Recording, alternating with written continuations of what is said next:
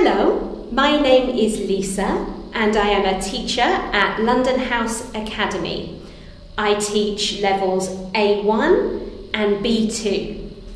And today I am going to explain the difference between at night and in the night.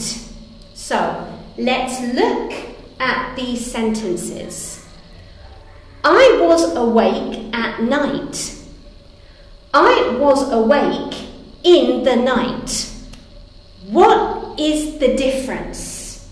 Well, in this context, I was awake at night suggests I was awake for a long time during the night.